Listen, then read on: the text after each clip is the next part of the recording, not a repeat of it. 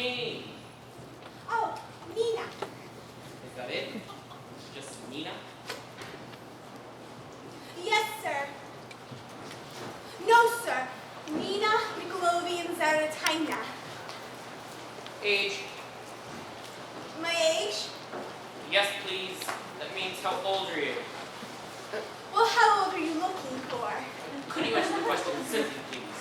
Well, yes, but I just wanted you to know that I could be any age, 16 or 30. Once I played a 78-year-old woman with rheumatism, and everyone said I was very believable. A 79-year-old rheumatic woman told me so herself. Yes, that's all very nice. But you see, I'm not looking for a 78-year-old rheumatic woman. I'm looking for a 22-year-old girl. Now, how old are you? 22, sir. Really? I would guess 27 or 28. Oh, well, I have a very bad head cold, sir. You see, it makes me look much older. Last year when I had influenza, the doctor thought I looked 39. I promised I could look 22 when you need it, sir. Do you have a temperature? Yes, sir, 103. Good God! What are you doing walking around in the dead of winter with a 100-degree temperature? Go home, child. Go to bed. You can come back some other time. Oh, no, sir. I've waited 6 months for this audition. Well, I've waited 3 months just to get on the 6-month waiting list. Oh, if they put me on the end of that list again, I'll have to wait another 6 months, and by then I'll be 23, and it'll be too late to be 22. Oh, please let me leave for you, sir. I'm really feeling much better. I think I'm down to 101. I can see you have your heart set on being an actress. Oh, my heart, my soul, my very breath, the bones in my body, the blood in my veins. Yes, yes. We've had enough of your medical history. But what practical experience have you had? Well, it's what? Well, for example, the thing we're discussing. Acting. How much acting experience have you had? You mean on a stage? That's as good a place as any. Well, I studied for 3 years in Madame Zablenska. She teaches here in Moscow? No, in my school in Odessa, but she herself was a great actress. Here in Moscow. No, in Odessa. You are then, strictly speaking, an amateur. Well, yes, sir, in Moscow. In Odessa, I'm a professional. Yes, but you see, I'm looking for a professional actress here in Moscow. Odessa, although I grant you a lovely city, naturally speaking, is not Moscow. I would advise you to get some more experience and take some experience. You can come back some other time.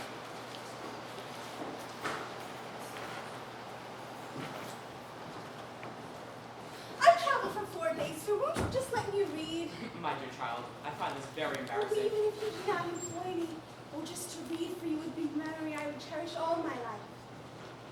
If I may be so bold, sir, I think you are one of the finest living authors in all of Russia. Really? That's very kind of you. Perhaps we do have a few minutes. Oh, I've read everything you've ever written. Oh, the articles, the stories. I especially like the one. Oh God, every time I think of it, I can't control myself. Really? Which story is that? Death of the government clerk. I laughed for days. Death of the Governor. I don't remember that. What was it about? Kiryakov, the sneeze, the sneezing splatter. Oh. Yes, you found that to be funny, did you? Strange, I meant it to be sad. Oh. Well, it was sad. I cried for days. It was tragically funny. Was it? And of everything you read, what was your favorite? My very favorite? Yes, what was it? Tolstoy's War and Peace. Oh, well, you asked me what my favorite was. You're an honest little thing, aren't you? It's refreshing.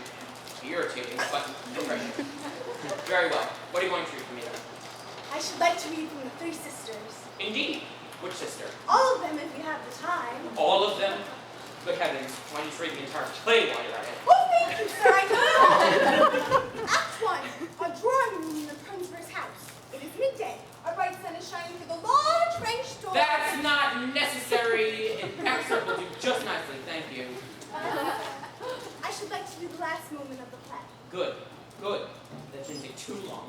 Whenever you're ready. Oh, I've been ready for 6 months, not counting the 3 months I waited to get on the 6-month waiting list. Please! Begin!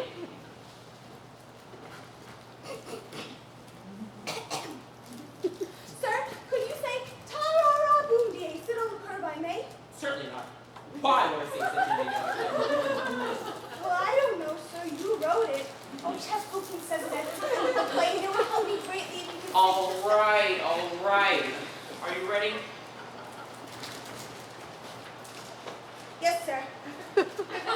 Ta-ra-ra boom-die, sit on the curb I may. And Masha says, oh, listen to that music. They are leaving us. And one has gone for good. Forever. We are left alone to begin our lives over again. We must live.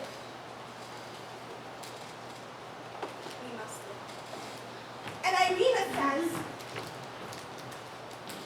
a time will come when everyone will know what this is all for. Why there is all this suffering. And there will be no mistake. But meanwhile, we must live. We must work. Only. Tomorrow I shall go alone and I shall teach in the school. And I will give my whole life to those who need it. Now it is autumn. But soon winter will come and cover everything this world. And I shall go on working. Shall I finish? Please. And Olga says, the music plays so gaily, oh, so roundly, one wants to live.